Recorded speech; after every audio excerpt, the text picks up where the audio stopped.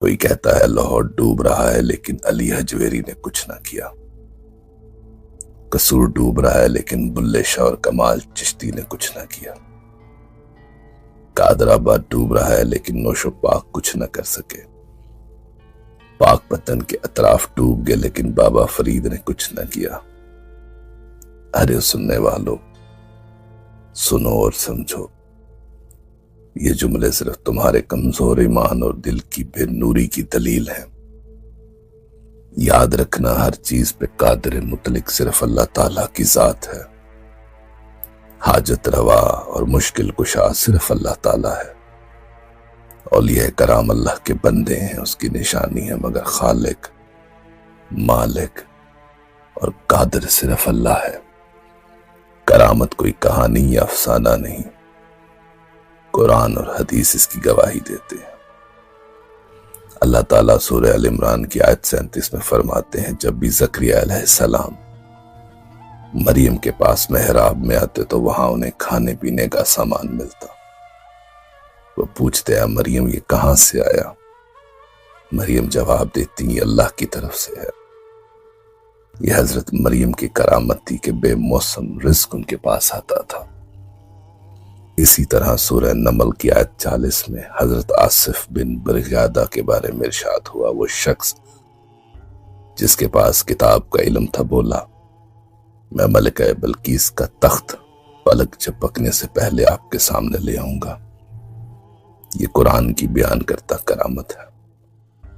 رسول کریم صلی اللہ علیہ وآلہ وسلم ترمذی شریف پہ فرماتے ہیں کہ مومن کی فراست سے ڈرو کیونکہ وہ اللہ کے نور سے دیکھتا ہے۔ یہ آیتیں اور احادیث بتا رہی ہیں کہ کرامت حقیقت ہے اور اللہ تعالیٰ اپنے مقرب بندوں کو اپنی نشانیوں کا مظہر بناتا ہے۔ اب سوچو اگر کرامت حق ہے تو اولیاء کرام اپنے شہروں یا مزاروں کو مصیبت سے کیوں نہ بچا سکے؟ یاد رکھو یہ دنیا اللہ کے طے کردہ قوانین قدرت کے مطابق چل رہی ہے۔ سیلاب، زلزلے اور حادثات اسی نظام کا حصہ ہیں۔ کیا تم نے یہ سوال کبھی اٹھایا کہ مسجدیں کیوں شہید ہو جاتی ہیں؟ کیا بیت اللہ پر تاریخ میں سیلاب نہیں آیا؟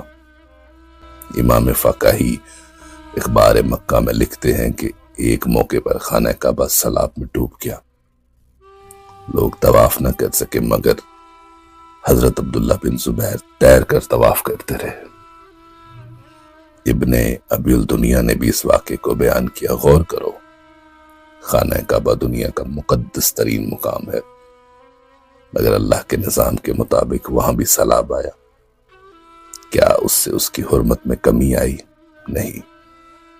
اسی طرح آفات کا آنا اولیاء کرام کی شان پر اعتراض کی کوئی دلیل نہیں۔ داتا گنج بخش فرماتے ہیں کہ کرامت ولی کے کمال کی دلیل نہیں بلکہ اللہ کی عطا ہے۔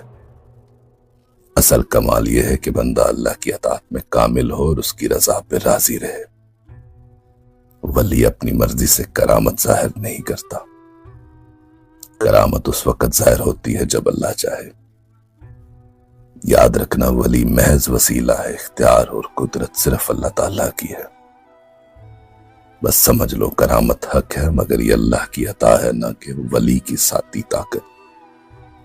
قدرتی آفات اور حادثات اللہ کے نظام کا حصہ ہیں۔ اولیاء اللہ اللہ کے دوست ہیں، خالق یا مالک نہیں۔ ان پر گستاخی یا طعنہ زنی کرنا ایمان کی کمزوری اور قرآن و سنت کی تعلیمات کی خلاف ورزی ہے۔ اور یاد رکھو حاجت روا، مشکل کشا صرف اللہ کی ذات ہے۔